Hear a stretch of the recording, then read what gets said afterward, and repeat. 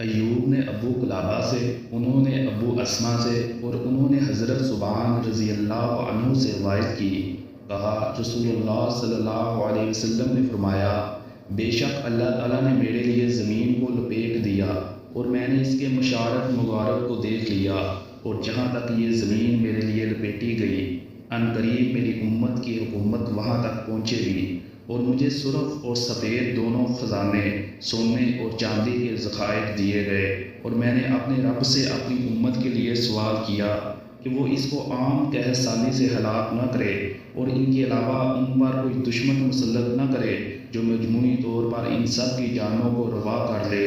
بے شک میرے رب نے فرمایا، اے محمد، جب میں کوئی فیصلہ کر دوں تو وہ رد نہیں ہوتا، بلا شبہ میں نے آپ کی امت کے لیے آپ کو یہ بات عطا کر دی ہے کہ ان کو عام قحط سالی سے ہلاک نہیں کروں گا اور ان پر ان کے علاوہ سے کسی اور دشمن کو مسلط نہ کروں گا جو ان سب کی جانوں کو روا قرار دے لے، چاہے ان کے خلاف ان کے اطراف والے یا کہا ان کے اطراف والوں کے اندر سے ہوں اکٹھے کیوں نہ ہو جائیں، یہاں تک کہ یہ خود ایک دوسرے کو ہلاک کریں گے اور ایک دوسرے کو قیدی بنائیں گے۔ صحیح مسلم حدیث نمبر 7258۔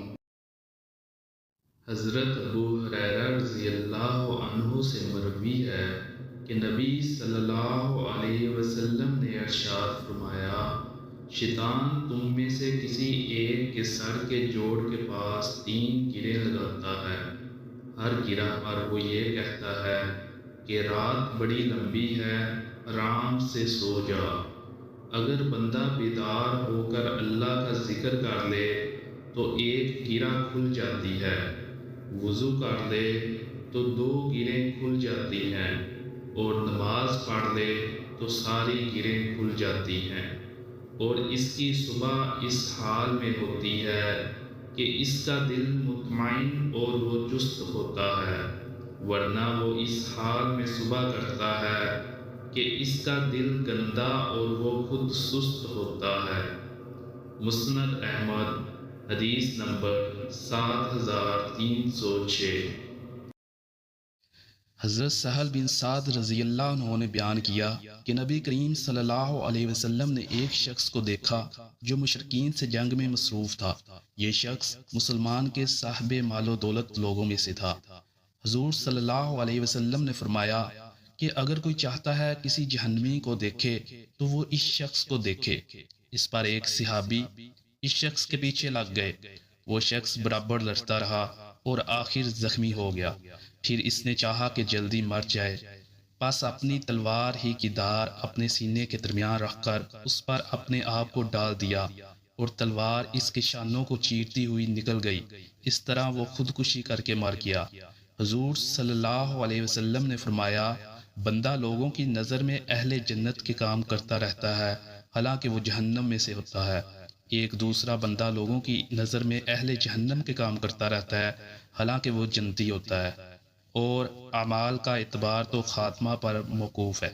صحیح بخاری حدیث نمبر 6493۔ نبی کریم صلی اللہ علیہ وسلم نے پچھلی امتوں کے ایک شخص کا ذکر فرمایا کہ اللہ تعالیٰ نے اسے مال و اولاد عطا فرمائی تھی۔ فرمایا کہ جب اس کی موت کا وقت آیا تو اس نے اپنے لڑکوں سے پوچھا، باپ کی حیثیت سے میں نے کیسا اپنے آپ کو ثابت کیا؟ لڑکوں نے کہا کہ بہترین باپ۔ پھر اس شخص نے کہا کہ اس نے اللہ کے پاس کوئی نیکی نہیں جمع کی ہے، اور اس نے یہ بھی کہا کہ اگر اسے اللہ کے حضور میں پیش کیا گیا تو اللہ تعالیٰ اسے عذاب دے گا۔ اس نے اپنے لڑکوں سے کہا کہ دیکھو، جب میں مر جاؤں تو میری لاش کو جلا دینا، اور جب میں کوئلہ ہو جاؤں تو مجھے پیس دینا، اور کسی تیز ہوا کے دن مجھے اس میں اڑا دینا۔ اس نے اپنے لڑکوں سے اس پر وعدہ لیا، چنانچہ لڑکوں نے اس کے ساتھ ایسا ہی کیا۔ پھر اللہ تعالیٰ نے فرمایا کہ ہو جا، چنانچہ وہ ایک مرد کی شکل میں کھڑا نظر آیا۔ پھر فرمایا، میرے بندے، یہ جو تو نے کیا کرایا ہے اس پر تجھے کس چیز نے آمادہ کیا تھا؟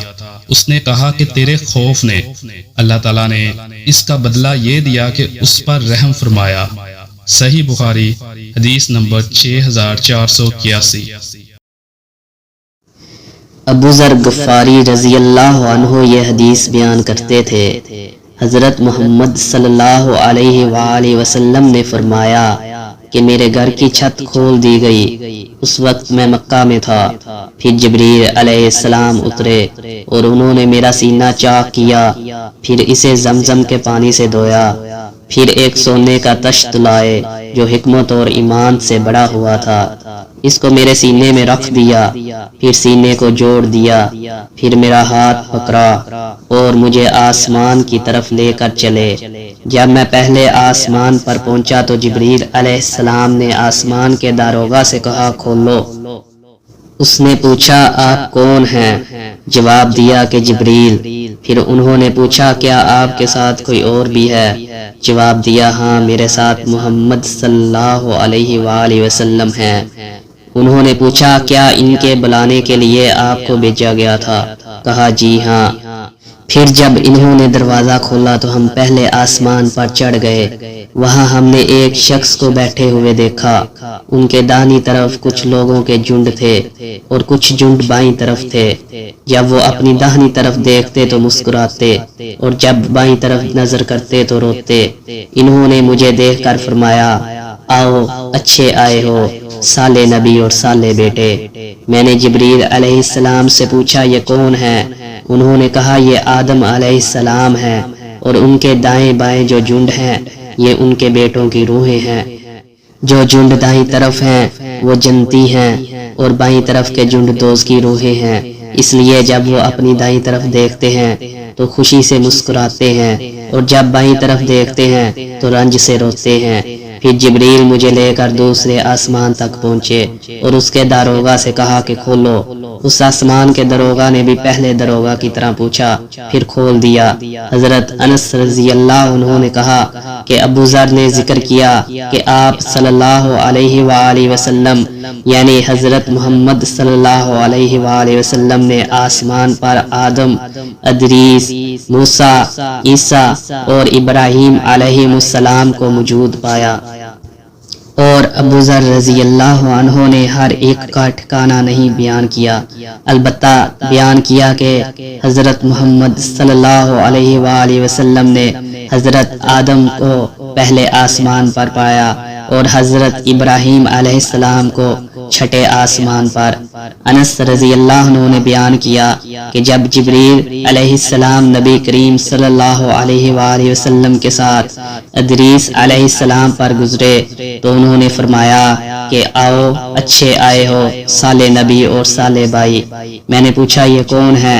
جواب دیا کہ یہ ادریس علیہ السلام ہے۔ پھر موسیٰ علیہ السلام تک پہنچا تو انہوں نے فرمایا آؤ اچھے آئے ہو صالح نبی اور صالح بھائی۔ میں نے پوچھا یہ کون ہے؟ جبریل علیہ السلام نے بتایا کہ یہ موسیٰ علیہ السلام ہے۔ پھر میں عیسیٰ علیہ السلام تک پہنچا، انہوں نے کہا آؤ اچھے آئے ہو صالح نبی اور صالح بھائی۔ میں نے پوچھا یہ کون ہے؟ جبریل علیہ السلام نے بتایا کہ یہ عیسیٰ علیہ السلام ہے۔ پھر میں نے ابراہیم علیہ السلام تک پہنچا، انہوں نے فرمایا آؤ اچھے آئے ہو صالح نبی اور صالح بیٹے۔ میں نے پوچھا یہ کون ہے؟ جبریل علیہ السلام نے بتایا کہ یہ حضرت ابراہیم علیہ السلام ہے۔ ابن شہاب نے کہا کہ مجھے ابو بکر بن حزم نے خبر دی کہ عبداللہ بن عباس اور ابو حبا الانصاری رضی اللہ عنہم کہا کرتے تھے کہ نبی کریم صلی اللہ علیہ وآلہ وسلم نے فرمایا پھر مجھے جبریل لے کر چڑھے۔ اب میں اس بلند مقام تک پہنچ گیا جہاں میں نے قلم کی آواز سنی جو لکھنے والے فرشتوں کی قلموں کی آواز تھی۔ ابن حزم نے اپنے شیخ سے اور انس بن مالک نے ابو ذر سے نقل کیا کہ نبی کریم صلی اللہ علیہ وآلہ وسلم نے فرمایا پس اللہ تعالیٰ نے میری امت پر 50 وقت کی نمازیں فرض کی۔ میں یہ حکم لے کر واپس لوٹا۔ جب موسیٰ علیہ السلام تک پہنچا تو انہوں نے پوچھا کہ آپ کی امت پر اللہ تعالیٰ نے کیا فرض کیا ہے؟ میں نے کہا کہ 50 وقت کی نمازیں فرض کی ہیں۔ انہوں نے فرمایا آپ واپس اپنے رب کی بارگاہ میں جائیے کیونکہ آپ کی امت اتنی نمازوں کو ادا کرنے کی طاقت نہیں رکھتی ہے۔ میں نے واپس بارگاہ رب العزت میں گیا تو اللہ نے اس میں سے ایک حصہ کم کر دیا۔ پھر موسیٰ علیہ السلام کے پاس آیا اور کہا کہ ایک حصہ کم کر دیا گیا ہے، تو انہوں نے کہا کہ دوبارہ جائیے۔ کیونکہ آپ کی امت میں اس کے برداشت کی بھی طاقت نہیں ہے۔ پھر میں بارگاہ رب العزت میں حاضر ہوا، پھر ایک حصہ کم ہوا۔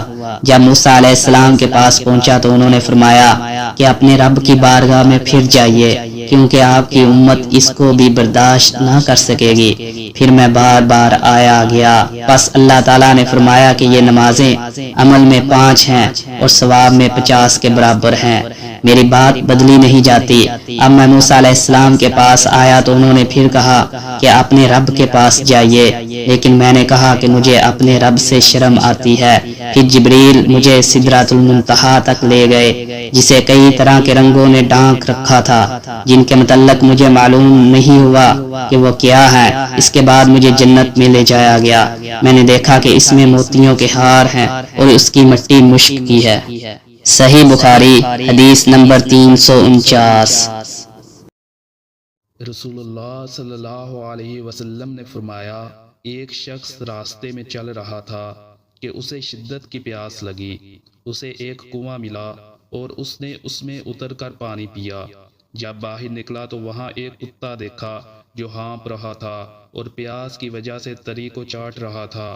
اس شخص نے کہا کہ یہ کتا بھی اتنا ہی زیادہ پیاسا معلوم ہو رہا ہے جتنا میں تھا۔